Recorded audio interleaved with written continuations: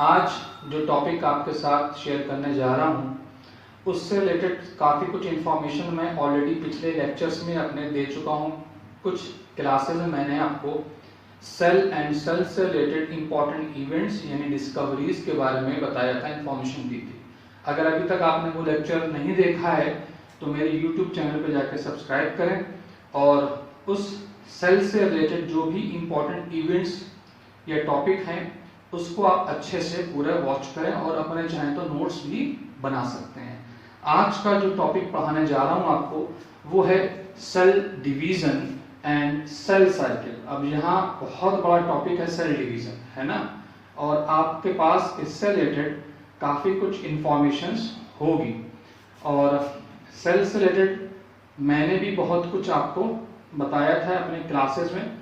और एक चीज़ और बता दूं कि cell division and cell cycle बहुत बड़ा चैप्टर है, ये एक लेक्चर या एक क्लास में कंप्लीट नहीं हो पाएगा, इसलिए मैं बहुत छोटे छोटे से वीडियोस बना के डालता हूँ कि आप उसे आसानी से वॉच कर सकें और आपके पास अच्छी इंफॉर्मेशन बहुत कम वक्त में पहुँच सके। तो देखिए, सेल डिवीजन से रिलेटेड कुछ इंपॉर्टेंट इवेंट्स फिर से बताऊंगा आपको, वो आपके पास ऑलरेडी नोट है। अगर आपके पास नहीं है तो मेरे पिछले क्लास को देखिएगा, पूरी डिटेल में मैंने एक आपको टेबल बना के दी थी सेल से related important events, cell organelles की डिस्कवरी और फंक्शन के बारे में। शायद आपको याद होगा जिसमें मैंने सारे लेक्चर्स देखे हैं। और आज उसी को आगे बढ़ाते हुए आज पढ़ाऊंगा सेल डिवीजन। तो सबसे पहले आपको बता दूं कि who discovered the cell division. Scientist का नाम था Hugo von Mohl, MOHL Mohl. Hugo von Mohl ने सबसे पहले 1835 में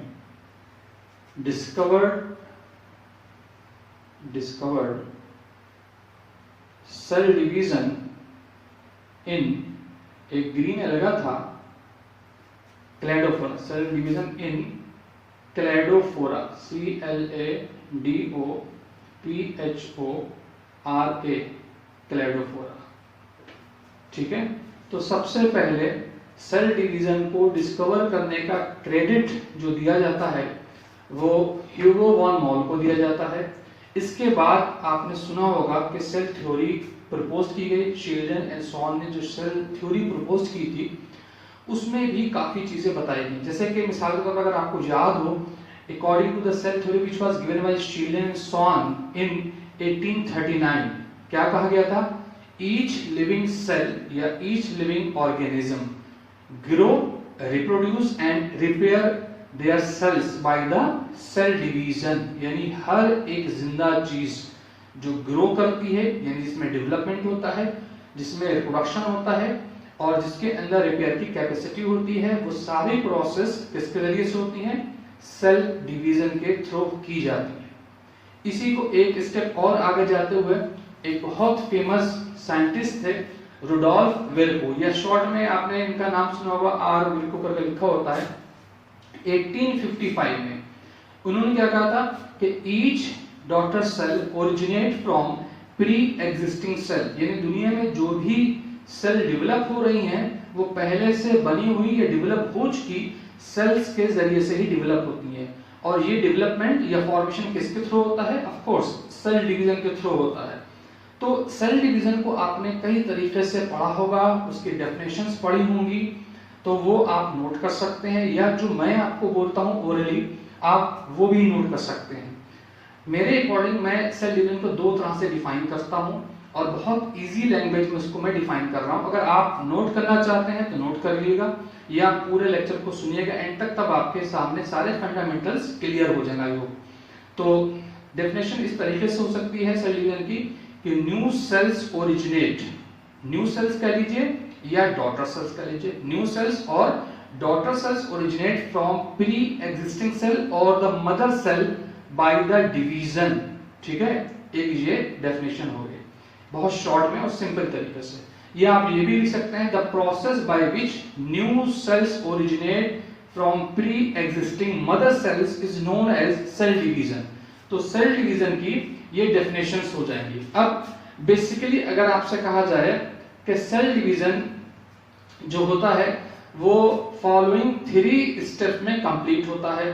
रेप्लिकेशन ऑफ डीएनए, ये चाहे आप माइटोसिस पढ़ें चाहे मियोसिस पढ़ें, उसमें जो सबसे पहली प्रोसेस है that is replication of DNA. ठीक है, तो कहते हैं कि माइटोसिस या मियोसिस के जो बेसिक जो स्टेजेस होती हैं वो सिमिलर होती हैं। दूसरी होती है कैरियोकाइनेसिस, कैरियोकाइनेसिस, और थर्ड होती है साइटोकाइनेसिस, साइटोकाइनेसिस। उम्मीद है कि ये सारी आपने प्रोसेस के नाम सुन रखे होंगे। DNA replication, karyokinesis and cytokinesis. DNA replication मतलब सिंथेसिस ऑफ डीएनए, यानी डीएनए का अमाउंट बढ़ना या उसका फॉर्मेशन होना, synthesis of DNA, synthesis of DNA. ठीक है, कैरियोकाइनेसिस मतलब है डिवीजन ऑफ न्यूक्लियस, पहली प्रोसेस है डिवीजन ऑफ न्यूक्लियस, यहां से अब बंटवारा शुरू हो जाएगा। एंड साइटोकाइनेसिस मतलब डिवीजन ऑफ साइटोप्लाज्म, साइटोप्लाज्म। तो इस तरीके से सेल डिवीजन के अंदर 3 बेसिक स्टेजेस होती हैं। ठीक है, रेप्लिकेशन ऑफ डीएनए या genome means synthesis of DNA भी लिखा हो सकता है कुछ बुक्स में, कैरियोकाइनेसिस या डिवीजन ऑफ न्यूक्लियस या न्यूक्लियस का बंटवारा, साइटोकाइनेसिस मतलब साइटोप्लाज्म का डिवीजन। तो ये 3 जो बेसिक स्टेजेस हैं दोनों तरह के सेल डिवीजन में पाई जाएंगी। अब 2 तरह के जो सेल डिवीजन होते हैं अगर उसको आपको याद हो तो उसमें बहुत से आपने डिफरेंसेस पढ़े होंगे। माइटोसिस, माइटोसिस, दूसरा होता है मियोसिस। ठीक है, तो स्टेप वाइज बताऊंगा आपको। मियोसिस और माइटोसिस के डिफरेंस के बारे में बात नहीं कर रहा हूं। माइटोसिस क्या है, किसने डिस्कवर करी थी, कब डिस्कवर करी थी, इसकी भी इंफॉर्मेशन आपके पास होना चाहिए। तो माइटोसिस टर्म को सबसे पहले डब्ल्यू फ्लेमिंग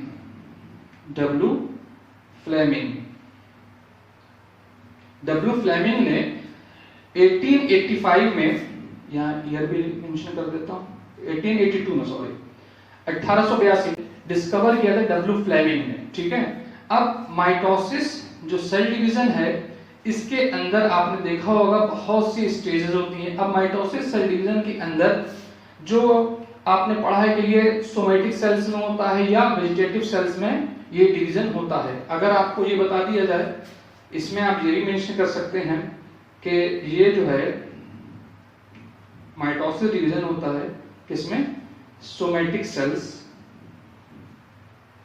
और वेजिटेटिव सेल्स में, वेजिटेटिव सेल्स में होता है। ठीक है, सोमेटिक सेल्स या वेजिटेटिव सेल्स में होता है। अब इसी से रिलेटेड इंफॉर्मेशन यहां भी लिख देता हूं कि मियोसिस टर्म जो है वो ग्रीक लैंग्वेज के म्यू वर्ड से ड्राइव किया गया था, जिसका मीनिंग होता है, क्या कहते हैं उसको, रिडक्शन। ठीक है, रिड्यूस होना, रिडक्शन मतलब होता है इसका। ठीक है, इसी वजह से मियोसिस सेल डिवीजन को रिडक्शन डिवीजन भी आपने सुना होगा, इसका नाम रिडक्शन डिवीजन भी कहते हैं मियोसिस को।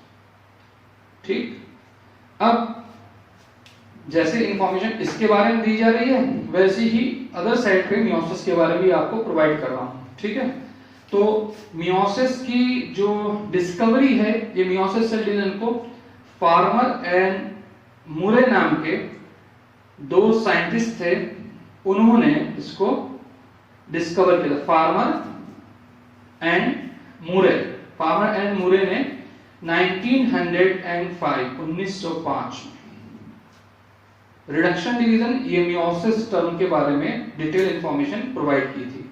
अब सोमेटिक सेल्स हो गया और वेजिटेटिव सेल्स हो गया, तो मियोसिस किसमें होती है, meiosis takes place in generative cell और reproductive cell, generative cell and reproductive cell. ये देखिए साथ साथ चल रहा है दोनों, के माइटोसिस के बारे में बताया। ठीक है, माइटोसिस की और मियोसिस की डेफिनेशन आपने मालूम होना चाहिए, आपको मालूम होगा भी शायद, कि माइटोसिस में जो डॉटर सेल्स का फॉर्मेशन होता है, formation of two daughter cells without any change in their genetic material, यानी जो डीएनए या क्रोमोसोम का नंबर रहता है मदर सेल में, उतना ही नंबर ऑफ क्रोमोसोम जो उनकी न्यूली बोर्न डॉटर सेल्स में भी रहता है।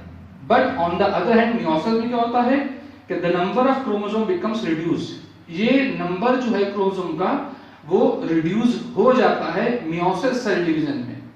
अब वो क्यों होता है, उसकी वजह, इसमें जो माइटोसिस होती है उसमें कैरियोकाइनेसिस की जो प्रोसेस है वो एक ही बार होती है, और इसमें जो कैरियोकाइनेसिस है वो 2 टाइम्स होता है, जिससे कि उसके अंदर नंबर ऑफ क्रोमोसोम वो रिड्यूस हो जाता है। जैसे कि आपने पढ़ा होगा इसके अंदर जो स्टेजेस होती हैं, देखिए जो भी स्टेजेस आप पढ़ते हैं, जैसे माइटोसिस के बारे में बता दूं, प्रोफेज, ठीक है, मेटाफेज,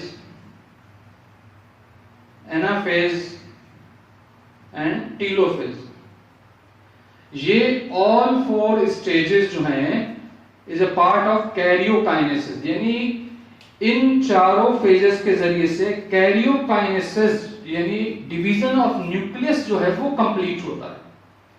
इसी तरीके से जब आपने मियोसिस पढ़ी होगी तो मियोसिस को 2 पार्ट्स में डिवाइड किया जाता है, meiosis first and meiosis second. जो मियोसिस फर्स्ट होती है उसके अंदर डिफरेंट स्टेजेस के through number of chromosome karyokinesis के अंदर वो जो प्रोफेज फर्स्ट होती है उसी में ही पूरा मटेरियल का या क्रोमोसोम का रिडक्शन हो जाता है। किसमें?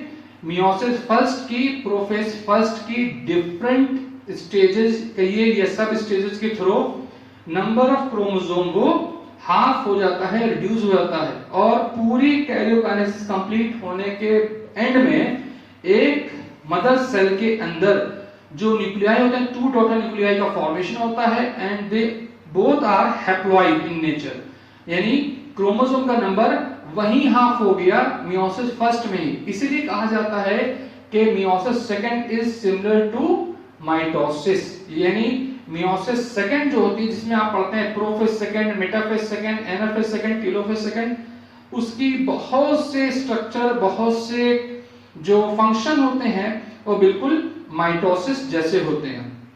बहुत ज्यादा डिटेल में आज के लेक्चर में नहीं बताऊंगा आपको, बस आज सिर्फ इतना समझ लीजिए कि who discovered the cell division, Hugo von Mohl ने 1835 में क्लेडोफोरा नाम के ग्रीन अलगामेस को डिस्कवर किया था। दोनों तरह का जो सेल डिवीजन है, चाहे वो माइटोसिस हो या मियोसिस हो, इसकी जो बेसिक स्टेजेस होती हैं वो सिमिलर होती हैं। इसके अंदर हर एक सेल डिवीजन बेसिकली जो है वो 3 फेजेस या 3 स्टेजेस में डिवाइड होता है। रेप्लिकेशन ऑफ डीएनए कहिए या सिंथेसिस ऑफ डीएनए कहिए, सेकंड होती है कैरियोकाइनेसिस या डिवीजन ऑफ न्यूक्लियस बोलिए, थर्ड होती है साइटोकाइनेसिस या डिवीजन ऑफ साइटोप्लाज्म बोलिए, ठीक है।